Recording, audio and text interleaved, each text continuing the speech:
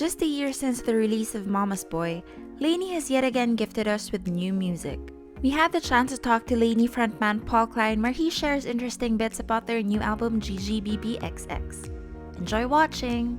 It's just us taking people back home and in a very and we were showing them a side of us that no one's ever seen, and that was great and that was necessary. I knew that I wanted to make GGBBXX while we were making Mama's Boy. I knew that this was the album that we would make right after. And I wanted it to be the antithesis or the opposite of Mama's Boy. So Mama's Boy, there's a lot of acoustic elements, like acoustic guitar, the first time anyone's ever heard acoustic guitar. There was strings and flugelhorn, and you could hear the acoustic grand piano. And I wanted to go super opposite of that with GGBBXX. And so that was the inspiration, to go just really super pop, really synth heavy. If Mama's Boy was a departure, then GG would be the return of, or the return to LANY, and to the LANY that people kind of fell in love with in the first place, on a bigger scale. And on a, I think this album, this is the first time a LANY song is as loud as any other song that you would play next to it before or after. I think those drums are really, really big. The bass is really loud. We want it to be competitive. We want to compete, and we wanted to make a big pop album, but in a way that LANY would do it, with conviction and with style. Oftentimes I have song titles typed out on my phone. I have just pages of song titles, but on this particular day, I did not have an idea, and this happens, when you go in and write a song every single day. Some days you have ideas and some days you don't. On the days that I don't, I like to talk and ask questions with the people I'm in the room. And I actually wrote this song with a guy named David Hodges. David Hodges is one of the best songwriters in the entire world. He was in the band Evanescence, and he was the primary songwriter of that band. So he wrote Wake Me Up Inside, which has gone 5,000 times platinum. And an interesting story, and he'll tell you this if you were here, he got kicked out of his band the day before their album came out.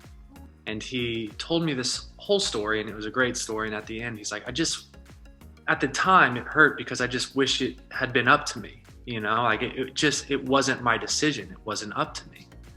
And I was like, oh my God, bro, we have to write a song called Up to Me.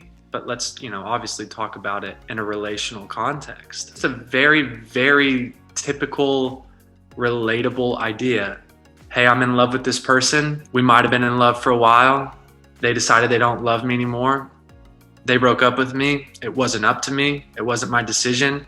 I'm faced with two options. I can either roll over and die and give up on life, or I can try to move on. There's been a million movies about this. So yeah, I wanted to write that kind of song. It was really fun. We're just trying to make the most of the hand that we've been dealt. And I think that's probably what all of you guys are doing right now. And, it's tough to be a band during a pandemic.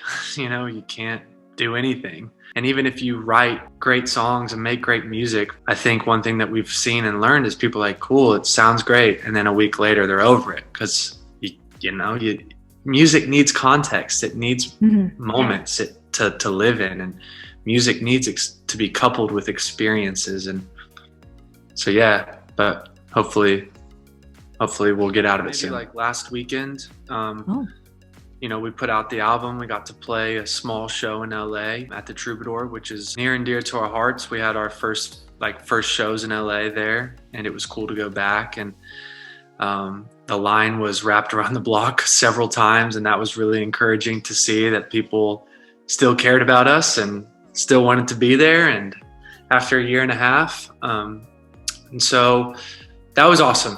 It was I definitely drove past the line a couple times. I don't think anyone saw me. And then I went and cried in my car because I just thought it was awesome. And it made me feel really encouraged inside and gave me some hope. So I would say that's been the highlight of the year so far. Every song on this album, I kept doing this when I was writing it, and I was singing back. I was like,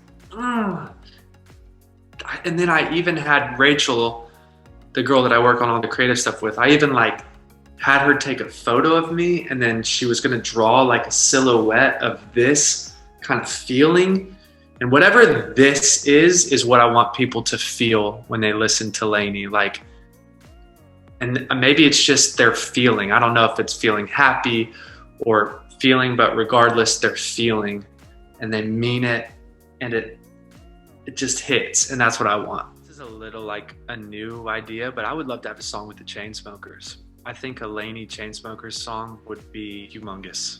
And I've met those guys a couple times, and they are the sweetest guys ever. I just think it'd be really, really fun. I enjoyed our collab with 220 Kid and kind of stepping, you know, taking a step into that DJ world, and having a song with the Chainsmokers, just a huge pop song with massive melodies and a big drop. I think that would be so damn fun. We miss it so much, and it almost, it actually makes me sick to think that we can't come over there and play. We've now put out 2 albums. We might wind up putting 3 albums out before we get back to Asia. Yeah, it's terrible. I hate it. You know, we basically exist to play for our fans, and to not be able to do so fully is just a really shitty thing. There's no other word for it. It just really sucks. So we miss you guys, and trying to do everything that we can to, you know, still hang out and see you guys and do what we can to play some music for you all. Thank you for your time. Thanks for writing about the album, and thanks for being here.